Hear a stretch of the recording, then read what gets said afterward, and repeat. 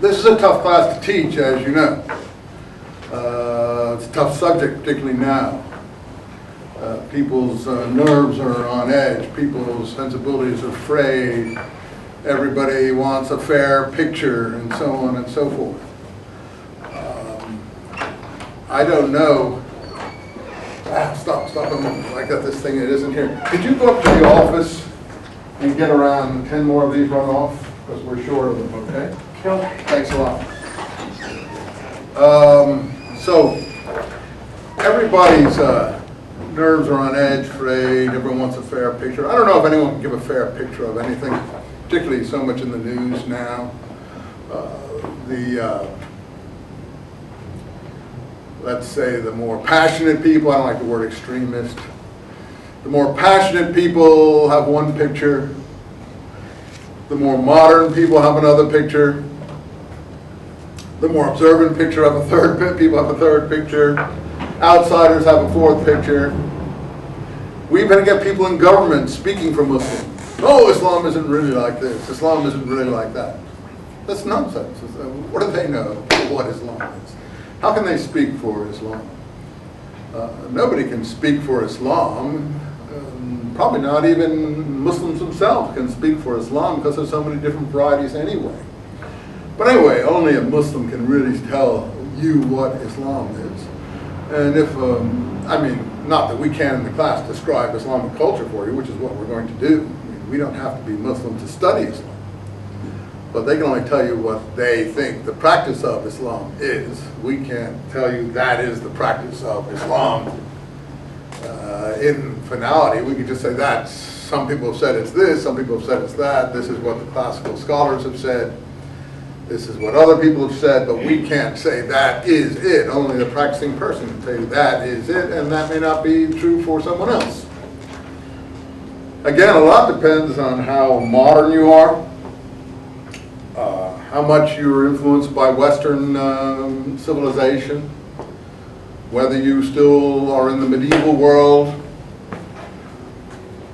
whether you, of course, Al Jazeera and all these other instruments of information are in the modern world, but they tend to often to get a more conservative view of things. In any case, whether you're using the instruments of the modern, the technological instruments of the modern world, the internet, videos, music boxes, or whatever, how much you value that. 20 years ago, before bin Laden became such a prominent name in the news, I would have thought that 85% of Muslims I met were more interested in becoming modern than going back in time to a previous, what might be considered more pristine era. Most Muslims you would meet 10, 20 years ago, 30, even 40 years ago. You know, one of the advantages of the Western society, the Western world, whether it was videos, televisions, and now cell phones, internet, what have you. And I don't know any Muslims who don't take advantage of jet airplane travel. So, and most of the Muslim students I used to have were in computers. So whether they affect one thing and do another, or like it or don't like it, they're in the modern world. 3/4, at least the ones you'll meet in this part of the world. Maybe in a village in Afghanistan or Yemen or Somalia or Mali or someplace you'll meet people living in the Middle Ages, for sure, but not perhaps those who avail themselves of the jet plane. Now, I know I seem to be rambling. I'm going to get to somewhere, don't worry. I just want an introductory comments here. What I mean by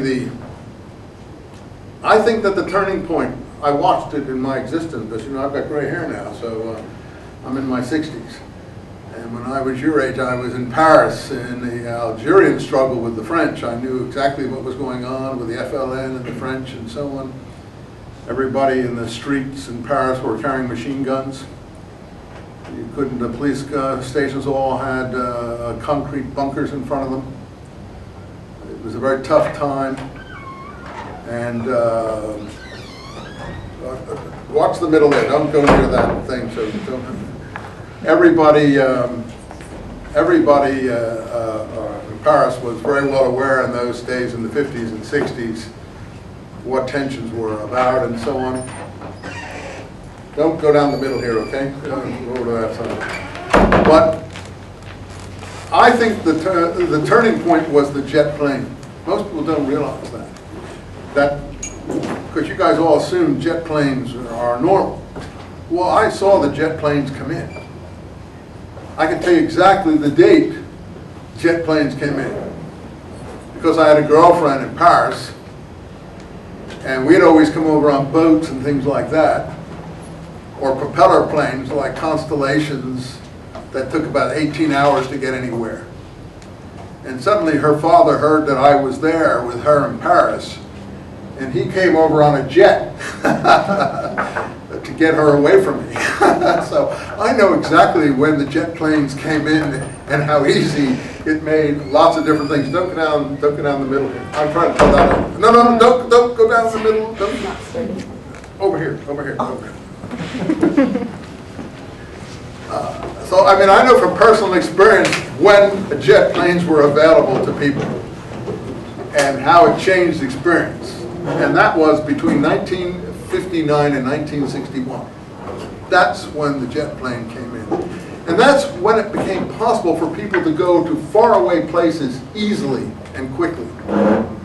That's why do you think you have a huge burgeoning of immigration to America from countries America never even dreamed of being in contact with?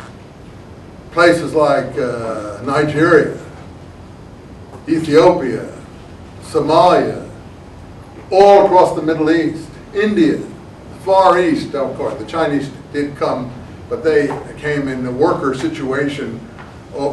Industrial people brought them in very difficult circumstances. But just think of it. The jet plane knocked down all the barriers between countries. How come England suddenly has this huge ethnic minority that they didn't have before? It all has to do with the fact that a person can go from Bangladesh to London in one day, less than a